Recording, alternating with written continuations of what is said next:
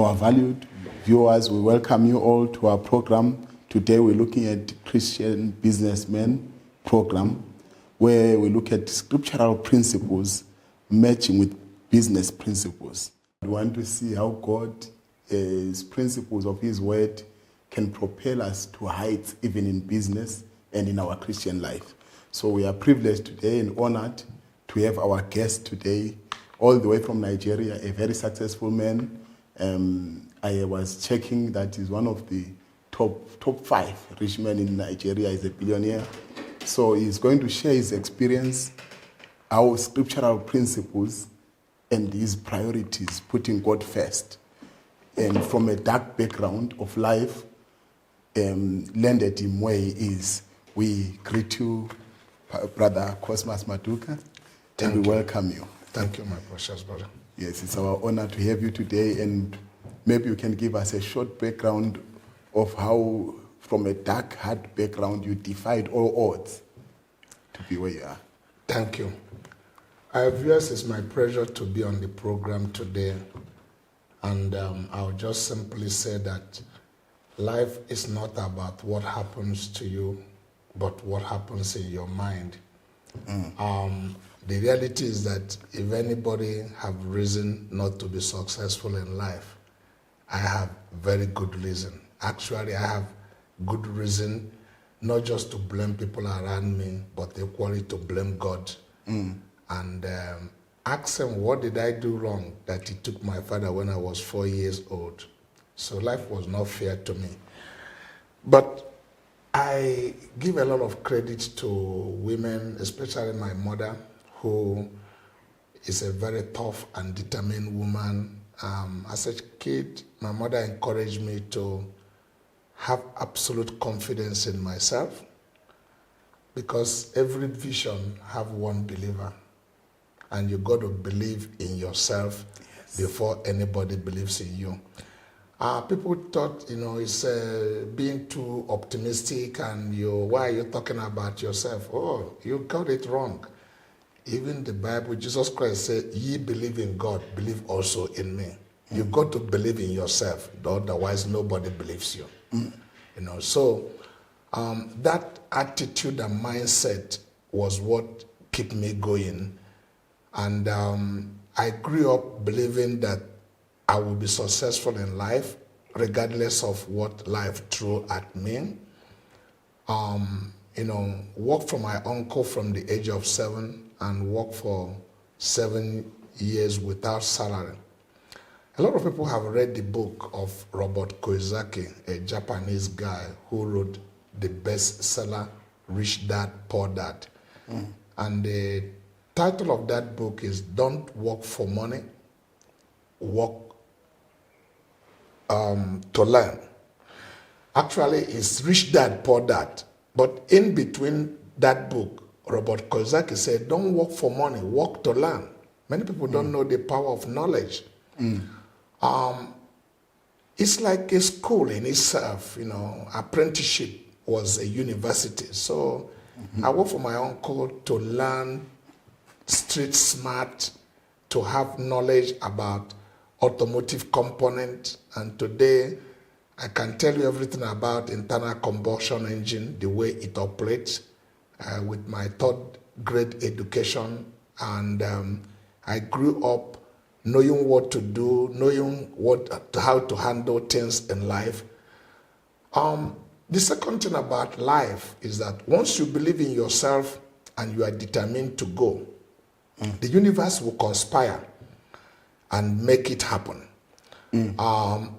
People talk about success. There's no success people achieved in life that you cannot find the background on the basis and principle of God's word. The death of my father introduced a new chapter in my life. So very early stage of my life, at the age of 14, I came in contact with the person of Jesus Christ in his power of resurrection. And that really gave me a sense of purpose why I was born. Before I turned 15, I wrote down things I planned to do in life, what I want to do when I'm 19, what I wanted to do when I'm 20, 21, 22, because And the reality of life is that you make yourself when you are young. Quite a number of people wait and waste their youthful age, play TV game, watch a Nigerian home movie, and get into internet and, facing book and running up and down without a clear sense of purpose. When I became a Christian by 14, life became clear to me. So I had a vision who I wanted to be. And one of them is that I said, before I turn 20, I'm going to marry. It wasn't a culture that is people are familiar with in our place. My senior brother was there. I married before him. I married when I was 19 years plus. So today, this young man standing here has been married for over 40 years, or actually 40. This year will make it 40 years. September 23rd will be my 40th marriage anniversary. When I got married, I met a beautiful young lady in church that we all, our spirit connected with one another, and we're in love. We came together. Life has not always been fair. It was tough and difficult, but you see, it's good when you find somebody who trusts you, who believes in you, because also his parents thought he was crazy to hang with me and all of that, but I have a lot of respect for my wife because she's a visionary reader. Otherwise, she couldn't have seen anything in me, because when I married her, my pocket was empty, but my faith was full. So she could see ahead of the time. I was driving a motorbike. I didn't have a car. Indeed, to the fact, before I turned, I didn't have my child. Part of my dream was to have a child by 20. But God has all the program work out because he doesn't want me to be distracted. By 21, I bought my first car. It wasn't a brand new car, but a Passat car with 3,000 kilometers. I fixed it, but I had a car before I turned 22. And before I turned 25, indeed, to my belief, I made more than $1 million by 24. The rest is history, because success grew like a wildfire. Once it ignited, you cannot say where it's going to end. So that's brief story about my 68 years of existence here on earth. You can't tell the story of your life in a few minutes like we do, but just the highlights of it is what I've just given to you. But go ahead. As we were speaking, you mentioned an interesting subject about the school of life. Yeah. And we noticed that even science and our textbooks derive from the school of life. Sure. But many things about life are unwritten. Yeah. They are not in textbooks. That's right. And is it from the laws of nature, the laws, principles of success? Can you shed more light there? A lot of people thought that the only place to learn is a four-corner wall. When you stay in a four-corner wall, it's just somebody tell you something and ask you to repeat it. So you just need to have a common sense to repeat it all over again. But you really learn by application. When you learn something, you never really put it into practice. You haven't learned it, because it's only when you try it that you can be able to speak from conviction whether it really work or not. So life in itself is a school. And every place anybody has been in life is a school. It's whether you have mentality to learn, or you think school must be confinement of a certain place. Sometimes I deceive people and tell them I'm not educated, and some guys who are fools actually truly believe it, because they thought that education is about speaking grammar. Okay? That's part of it, but I can tell you, if you cannot organize your thought into productivity, you are not educated. That's how Henry Ford described an educated man. He said, who is an educated man? He said, an educated man or a woman is a man or woman who can organize his thought into productivity. People wondered why, when God created the world, there was no rain. God didn't make the world to be beautiful as it is. If you take the greatest manual for human success, which is the Bible, you see Genesis chapter 4 verse 2. The Bible said, it has not rained in the face of the earth. The earth was created. There was full of rock. There's no beauty. God never allowed any tree to grow on the sea because it has not rained. And we need to begin to wonder, why has God not let these things to grow? The real truth is that God created a man to be a manager. And God's incentive to creating man was to be able to get a man who could manage things. And Bible said there was nobody to till the ground or to water it. So God's incentive of creating a man is to be able to keep the beauty of nature. So when he decided to create a man, he caused it to rain. That's the gift God gives to mankind. The next is the rest in the hand of people to do. When we talk about real life, people don't understand that management is a key to everything we do in life. God created a man and woman to be a manager in the face of the earth. That was why in Genesis 1:26, he said, be fruitful. Be is a command on a potential. I put something in you, bring it out. Okay? One would have wondered, God, you created a man. Why didn't you, put some clothes on him? God wanted you to dress yourself up because he wants you to be take a part in that creation. What I've made you to be, I want you to be a co-creator, to participate in that thing that I made you to be. When you talk about management, if you ask me to define management, I will tell you that management is an effective use of a property that is committed in your own care. You develop it and add value to it than what the person that gave it to you, what it is when it was given to you. Effective and efficient managing of resources. Something you do not own, but something that was handed over to you. It was not given to you to return it in the same state that it was given to you. It was given to you to add value to it. So life is a gift of God.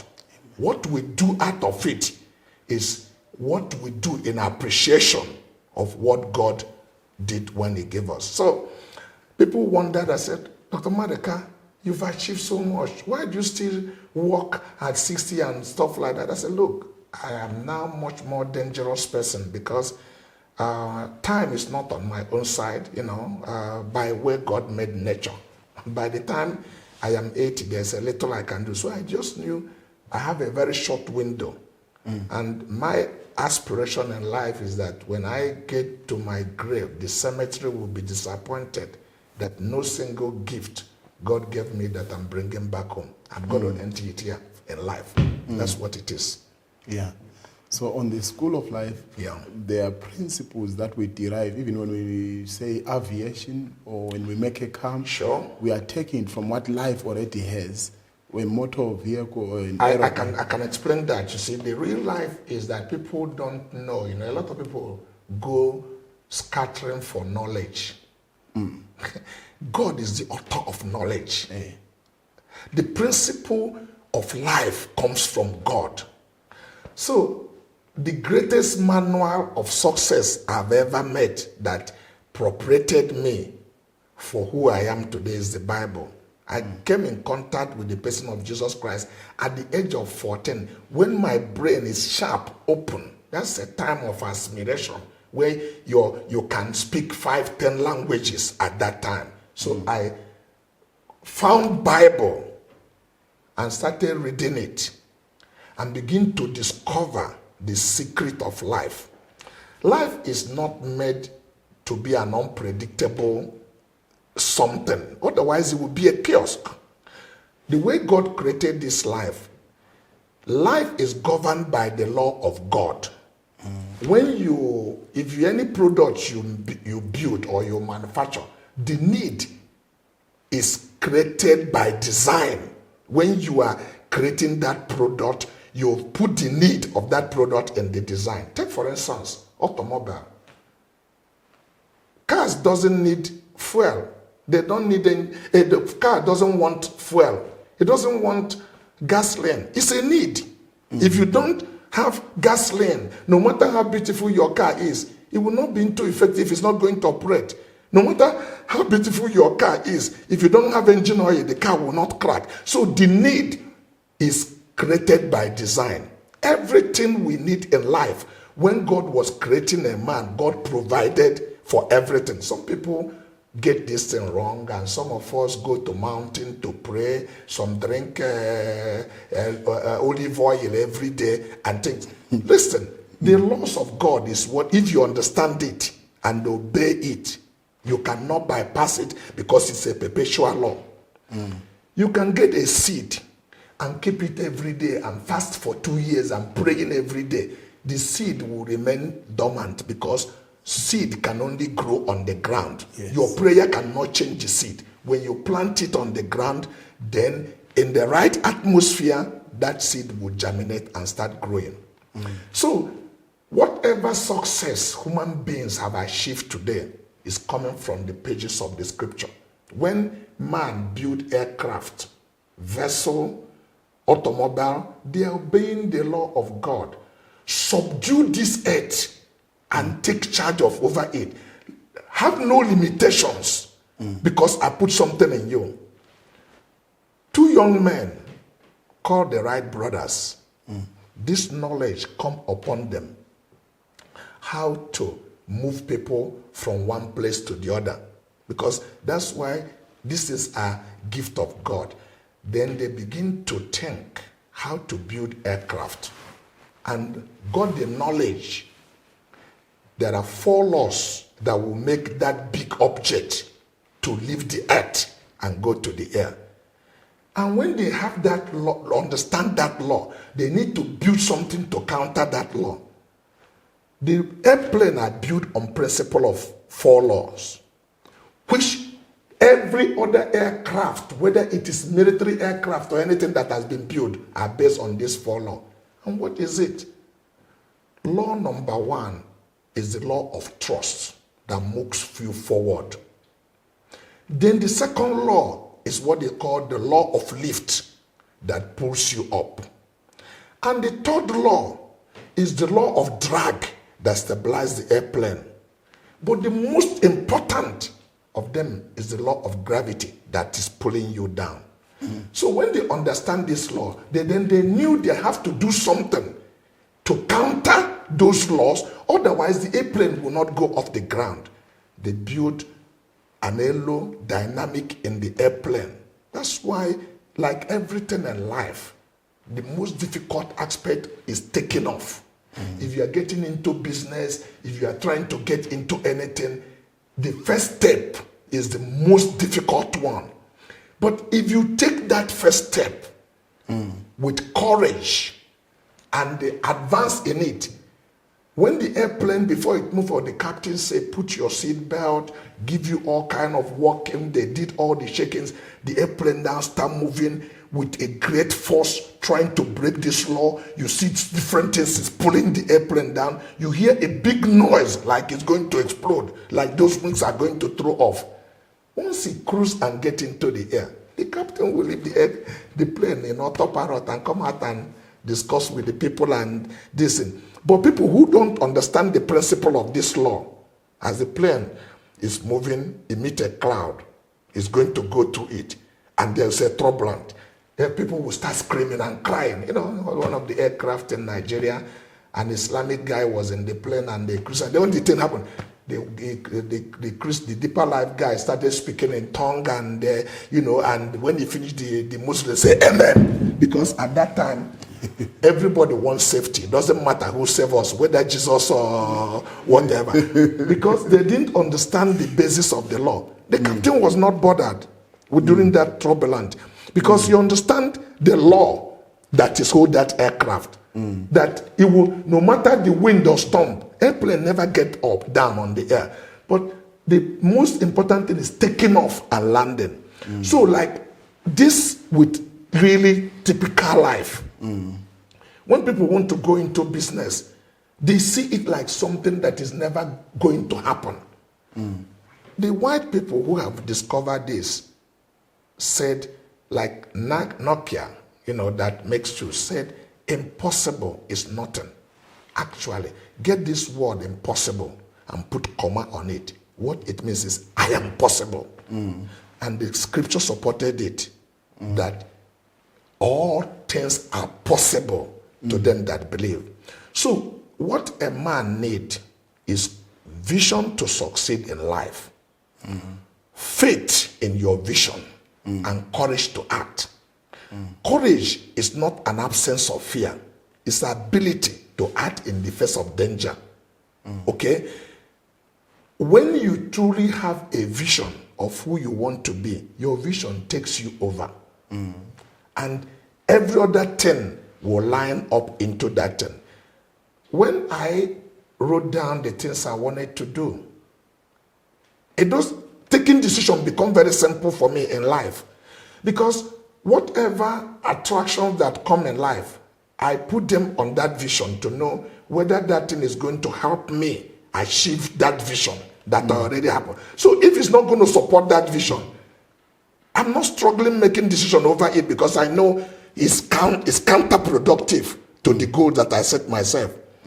You doctors will tell us that the greatest enemy for health is stress. And stress comes from decision making. When you don't know what you want in life, you are stressed up. Yes. And as you are stressed up, you are tearing yourself down. So when you have a vision, a man with a vision have narrow mind. In other words, his decisions are complex. He's very focused. I want to tell my audience, people listening to me, trust me, any goal you set yourself to achieve, nothing you cannot do if you truly believe in your vision. It sounds like, cliche, you had this often and time. I mean, anything is achievable once you are convinced that that is the way you want to go. And I am a real life example about what I'm saying. So it's not that I read this in a book. Nothing happens to me that right people think life is an accident. Life is not an accident. It's about choices we make. And these choices, we are entitled to our opinion. You can decide and say, I am nobody. Life gave me no chance, no opportunity. But when my uncle in 1976 counted 200 naira and gave me, which is like, $1 or whatever you call it, my senior brother said I should leave it and let us go home. I asked him, do you have anyone to give me when we get home? He said, no. I jumped up. I was excited. You know my excitement? That today I am not under anybody's tutorage. I can do with my life what I wanted to do. All the goals I needed in life I can achieve. So I can make decisions for myself. The death of my father became an opportunity for me, because I started making decisions very early stage of my life. People, you don't wish the things to die. Many children who came from a wealthy family, because their parents make decisions for them, they stand at the borderline. They call their daddy or mommy to decide whatever they do. I started making decisions when I was 4 years, 5 years, and I knew if I fool around that I'm going to pay for it. So I was very focused and set a goal for myself. I used to sleep in a shop without bathroom, without toilet. And children that are going to school put their hand like this and laugh. Says, look at this rat shop. One day I put my hand like this. I said, 5 years today I will employ you. You will be working for me. Because it was clear in my mind. So it's about the individual, the way you think, the way you see life. I can't give you a vision. You need to paint the picture of your life, what you want it to be. And then life is based on a law, universal law of God, which is a perpetual law. Life is not about breaking concrete like many of us think it is. It's about understanding this law and obeying them. And once you obey those laws, the universe will conspire, and what you plan to achieve will be there. Have you seen a side wall that break concrete? Have you seen a seed that break concrete on a side wall? The side wall cannot stand on a seed because there's a perpetual life in a seed. If you put a seed on the ground and you put a concrete here, if that seed has a life, it will go a little bit further. It will grow crooked, but it will come up because this concrete cannot stop it. And as it grew there and this power come up, it will break this concrete. When you obey law of God, obstacles in your life give way because they cannot stand against those principles of the law that you have obeyed. They will go give way and things will work the way it is. So this is my experience about life, that it's not as hard as many of us thinking. But the only thing is that by nature, in our mind, we abuse ourselves. You doctors will tell us, and it is real. The neurosurgeon will tell you, once you said in your mind, I cannot, I am weak, your body start obeying your confession. There's a signal that sends from your brain to that part of your body, and you start, getting weak, But what makes the champion winners? The champions keep a goal ahead of them where they want to go. So the difficulties they see doesn't stop them until they get to that goal they set of themselves. They get up early in the morning to go and jog when the weather is frozen, but they are not stopping because they are targeting that Olympic gold medal. And you cannot go to Olympic as a spectator and want to come back with a gold medal. So if you really want a medal, you must play in the game. Yes. So in the game of success, we play by one code and by one rule. The code is that learning is everything, but acting is the most important thing. You got to be in that game and play it by the rule. You must have service mentality. Money is a reward of the solutions you provide. You are not rewarded by the problem you cause. You are rewarded by the solutions you have. So when I see people in Zimbabwe, in Nigeria, in Africa, only praying that money will fall down from heaven, somebody has deceived them. God has kept problem in Zimbabwe, in Nigeria, for you to provide solution to it, and the solution you provided will reward you. Money follows service. Money don't like me and hate you. It doesn't recognize our face. That is the rule. It doesn't know who is a white man or who is a black man. If I provide solution, that's why I tell people, don't go and sell things to anybody because nobody wants to buy from you. If you want money to follow you, you learn how to provide service. If you can give somebody what can help him achieve result in what is there, he will reward you with money. So service mentality is money following you. My mother sent me out to sell cake beans when I was 7 years, and I'm providing service. I go to people's house to give it to them. A man, all of us may have heard the story of it, very famous today, hear about Kentucky Fried Chicken. That man tried all his life working for people without success. Finally, he was sacked at his job at the age of 65. He attempted committing suicide.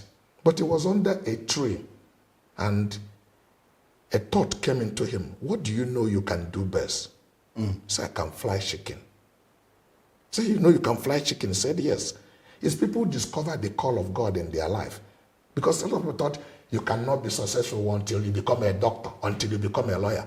It's no single person have it all. If you focus on the things you know best to do and do it better than any other person, you write your success story doing that thing. But statistics prove that we make ourselves when we are young. Your chances of success is much more better between the age of 16 and 26. Actually, by 29, 30, you're on a borderline. So you make yourself when you are young. If you have never somersaulted between age of 5 to 12, when you try to do it at 25, you have a spinal cord injury because your body is not flexible anymore to do it. But at young age, you can return yourself. And some of the things they do to people in management, when you get to certain level of management, they take you to high altitude mountain, makes you to look down. All these things is to imbibe courage in you. As a child, death doesn't cross your mind. If you see what I did in bike when I was the age of 11, I was driving motorbike. I would climb in top of a moving object, remove my hands on it, not on the footrest, but on top of the seat. These are where courage came into me. That doesn't cross my mind. I was, it's a secondary thing. Those things you can only do when you are young. By the 25, you started valuing life so much, you are too much afraid to take risk. But life is full of risk. If I laugh here, I'm risking looking stupid. If I try to help you, I'm risking taking advantage of. But if you are not willing to risk anything, you've risked everything. So when people say, I don't want to take risk, then forget about success because it doesn't come in that way. They say high risk, high return. High return, the more risk you take, the more you are rewarded. But you were talking about focusing like a laser beam. Yeah. You talked about the forces of nature and forces in life. Yeah. How the aeroplane has to struggle against the forces around it. Yes. So definitely you may have met a thought of giving up somewhere. Yeah. Where adversity was too much. When the seat is pushing through the concrete, there's a lot. You can have your worst day in life. Of course. Where you say, I will never rise from this, but there must be a law somewhere. How do you rise from there? Okay. The real truth about life is that when we tell a success story, it appears that we are angels from heaven and we were born and money was on the street and we are picking it. Anybody who is telling you that story is telling you a cock and bull story. There's no realities of it. Okay. Rising and falling is the way life is made. And that's why I say people that are afraid to take risk never get anywhere in life. As a matter of fact, the only way to learn to walk is to fall. When a child said, I don't want anybody to laugh at me. I'm going to sit here. When my leg is strength, I can just get up and start to walk. That child will be a learned child. He will never walk in his life. So rising and falling is the process of life. That's God is inherent. The way God make man, because by your falling, your legs are strengthened, and you begin to really master how to walk. So you rise up and fall, then you crawl first of all. You rise up and walk, and then you start running. You don't bypass this process. Like let me digress a little bit on the things I was saying because I left a thought that I wanted to say. When you see white people do everything they have done in life, as again I'm showing you that the only thing that is original is God. When you see automobile today, people say, people have built a motor and people have built airplane. Airplane is built by the concept of the bird. Automobile is built by the concept of animal. Many of you don't understand why they say this car is 12 horsepower. It's from the horse and buggies, the horse, they took it. But because a man cannot create like animal, in the nature of God, they try to recreate and imitate God. So in the car, they give the car 2 headlights, which is your 2 eyes. They give the car the waste pipe, which is where you also remove things. They give the car kidney, which is the same kidney. In your car, you use water in your body to live. They also put water in the car. But they couldn't make blood because they are human beings. So they created engine oil as a pump. In your heart pumped. In the car, there's what is called oil pump. If the oil pump ceases, like your heart fell, you die. That's how the car knock engine. Now, your head, the cylinder head of the car is your head. If you run turn pressure, if there's no water, what happened? You will get stroke. If the car don't have water, a wrong temperature, it will get stroke. The cylinder head will crack. The same thing that happens with human being. So the same concept they use in aeroplane. So only God is original. But when man tried to imitate God, because God's concept is to make man to be an amateur God. Actually, if a goat give a bat to a goat, what will he give bat to? A goat. If a monkey give a bat, what will he give to monkey? To a monkey. If a giraffe give a bat to a giraffe, what would it be? A brajad. Man was not made in the image of man. Man was made in the image of God. So when God created man, man was God in his amateur state. And if man can take his mind together to see where he's coming from, keep thinking, why did God said, let's get these guys out of the garden. Lest they take the tree of knowledge and become like us. Because they needed to grow to get that character. So it's your limitation of the knowledge that keeps you where you are. There's nothing that makes a white man better than any of us but the knowledge he has that we do not have. And that's why Ben Carson is a black man. Her mother helped him to develop himself. He's the best world neurosurgeon today. And people respect him. You never been rewarded for mediocrity, mediocrity. So it's your performance in life that people respect you. You see actors performing, people pay to come and watch them. And now, because the discipline Michael Jordan had put himself onto, or Ronaldo or Messi, by praying, now I can sell you T-shirt of Messi for $500. You are fool. Like if you wear that T-shirt, you play soccer like Messi. It's not correct. It is his discipline you are buying because you wanted to be like him. So what you need to do, the best government God made on earth is a self-government. And when people truly believe in their vision, something else take over their life. And actually, they look like a mad person. Not just that they talk. I'm going to be. I said, look, you can't build a reputation by the things you are going to do. You build a reputation by the things you start doing. If you see people who have built a reputation on what they are doing, the best company want to hire them. Why do they hire them? They want to make you know that their product is as good as this man. But it is that person who believed in himself and went ahead and developed himself to become who he become, then that company uses his name to sell their product. Bringing you back to the automobile example that you gave, how they imitated the state of a man, the anatomy of a man. The automobile has the mechanics and dynamics. So business and religion also has mechanics and dynamics. Absolutely. If you put it in a very simple form, let me put it in a very simple form. Each one of us are born with a gift. This is true. Our gift that we are born with is in us in a dormant nature. Michael Jordan has a gift.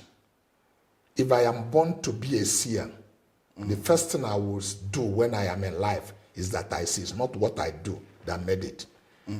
When mothers are very observant, when their kids are small, you will see the gift that child is born with. No single person that is born on earth that is ungifted. It's like the color of your eyes.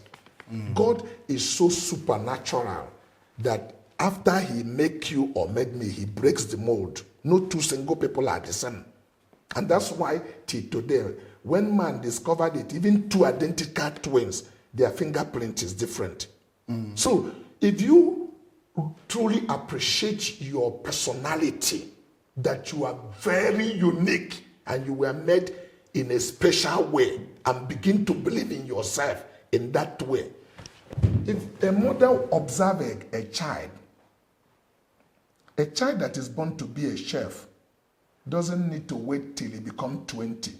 At the age of 4, where there is no influence over that child. The child start expressing who he is. You see that child, he will go and start putting sand together and like behaving like he's cooking. You see the one that is born a doctor, he start putting something and touching somebody else. By the time you are 11, 12, the environment start putting asphalt on your body. Oh, to become a doctor, you make money. To become an engineer. And you see somebody will go, his father is a doctor, he wants his son to become a doctor or a lawyer. He will go to school and learn law, but he will not win one case in court and is a professor of law. You see a child that is operating in his gift, he will tear a professor of law down. So the point I'm trying to say is that parents can do a whole lot to help to discover the gift that is in the children. When you operate in your gift, you don't work with stress. It's like fish to water. It's natural. It comes instinctively, the things you do. I have met situations in life where everything I have learned cannot bring a result. But something within me, that is your intuitive approach. These are the real thing about the doctors. But somebody who has gone to school to learn medicine, he will open the heart. He find out that was not what he expected. He said, where is professor? Bring the book. What did they say we will do to him? But that person, untaught knowledge will come unto him and say, this is what you are going to do. Because you never met that situation. And that's people are beginning to say he's a genius. Okay? So those things are things we are born with. But in spite of those gifts, you have to apply yourself in the things you do. You look at some of the best soccer, they don't just stop when the coach go. It's when the coach left that they start practicing. So a student that goes to school and closes his book once they finish his school is not a very good student. That's why the nature they tell you that genius is only 10%. 90% is hard work. If you find somebody who applied himself into what he's going to do, he will beat somebody who is naturally gifted to do those things because of the practice that he has put into it. Okay. Yeah. Life is about breaking records also. Yeah. And many times we don't aim to break another man's record. Sure. And as people look at you, they feel like you have arrived. Have you arrived? Oh, there's no finishing in life, actually. You don't get to climax because life is a journey. That's the truth. Many people, that's where people make mistake. People who have destination disease.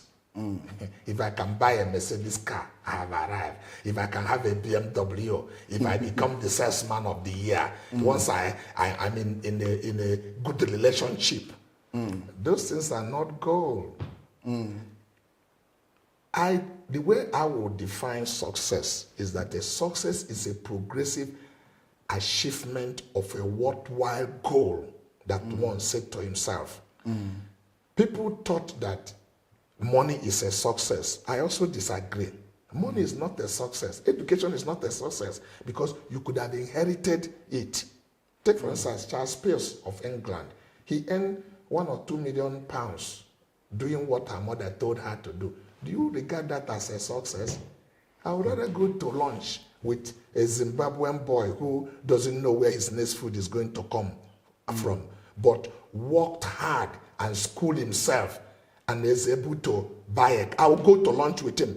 Success is measured by the obstacles you overcame in life to become where you are. Yeah. So when I talk about myself being successful, not me talking about it, by every standard, I am successful, but I never reached my end because if you think you get a point where you have already arrived, you are making mistake because nature have a way to write you a new subject. There's no climax.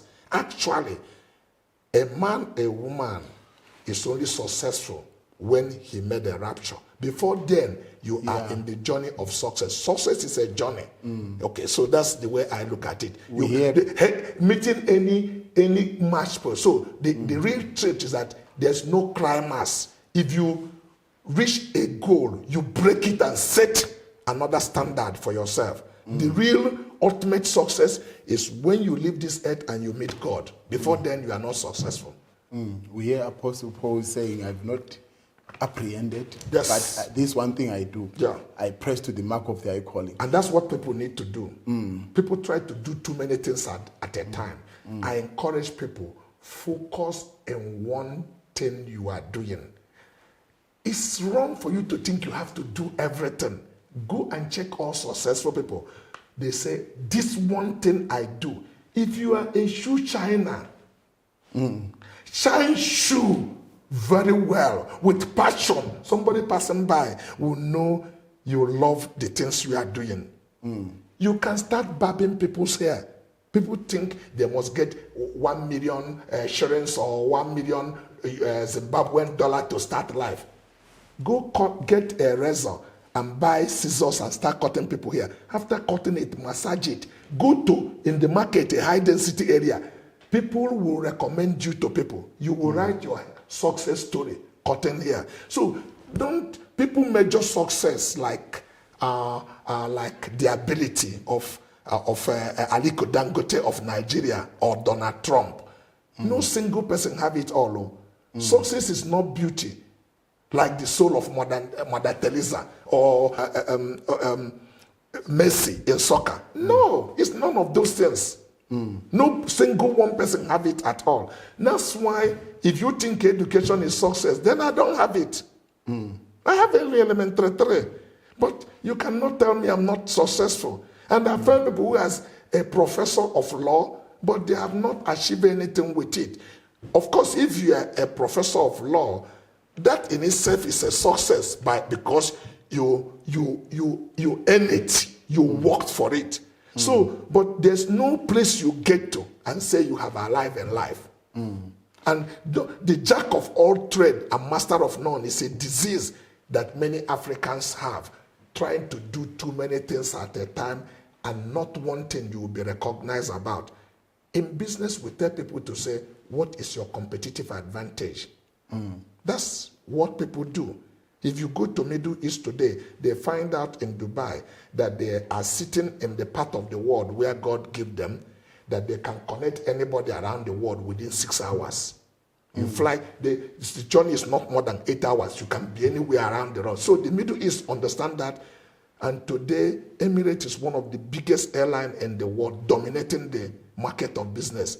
In Africa here, the Ethiopians discovered that they had the highest aircraft. You can get into business where you don't have competitive advantage. Why do you stay there? Because everything is against. So you look at where does your competitive advantage is.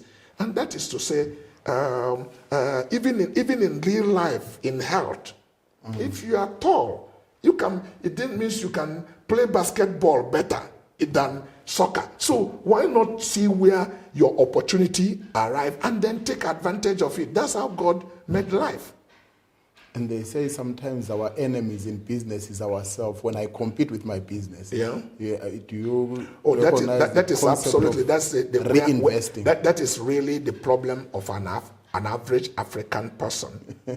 Not separating himself with business. Because those are things, like I said, if you are born business person, nature teach it to you.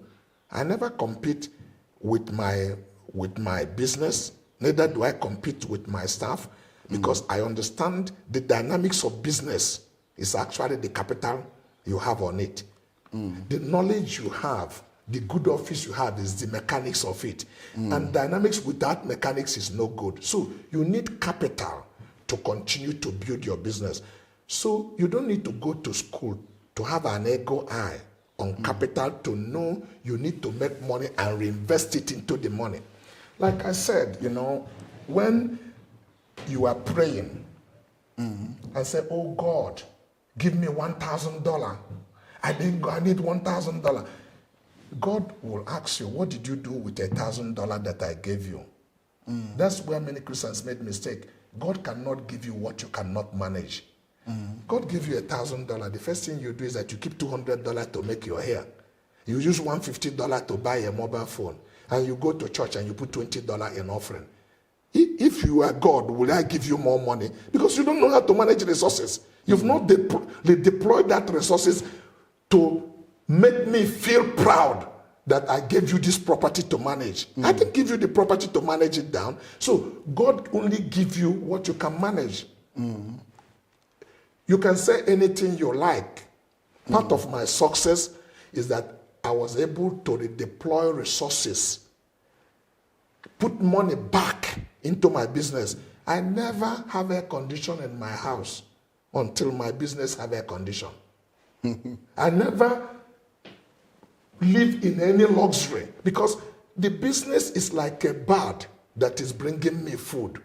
So why do I have to go pick because I am hungry? I'll cut the leg of the bird to eat. Tomorrow I will cut the wing. The next thing is that I'm going to die. So no matter how difficult situation is, I take my eyes away from my capital. Actually, I tell young people, the basic principle of business is that when you are going into business, whether it's buying or selling, give yourself opportunity to get some management skill. I didn't learn this in university, but some of us are naturally gifted to take it. When my boss settled me, I bought 4 books. It's an exercise book. You can buy it anywhere in the market. One of them is, I call it expenses book. One, I call them sales book. One, I call it purchase book. One, I call it profit book. So if I go to any place to go and buy things, I enter 1,000. I drink mineral. I record them. So I can tell you every day how much I spend. I don't just put money in my pocket and spend money. I want to hold myself accountable.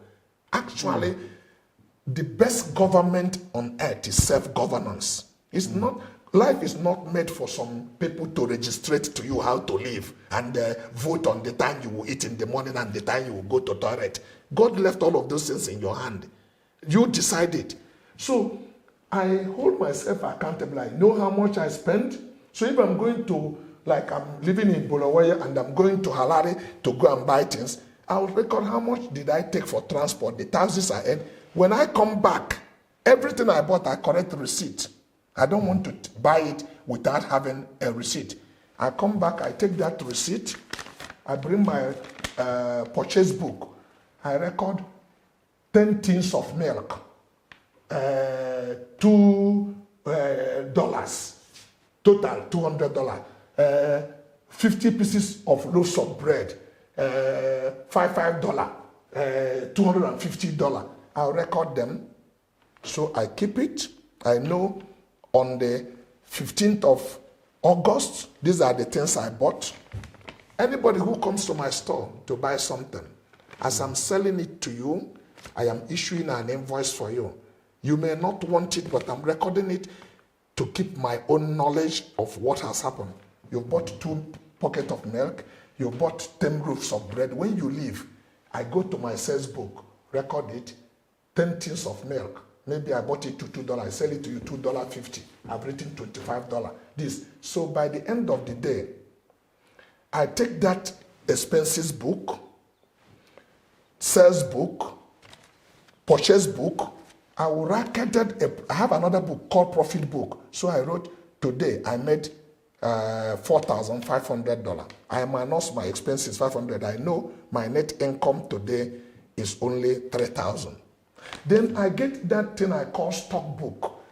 I go to where I write bread. I will subtract 10 pieces that I sold. So I can tell you at every given time how many bread that's supposed to be in my store. If my boy stole my bread, I'll tell him, look, you need to find it because on the 15th of January, we bought only 50 pieces of bread and our sales has shown. And what this means is that at the end of the day, before I go home, I balance my operation. What do I mean by that?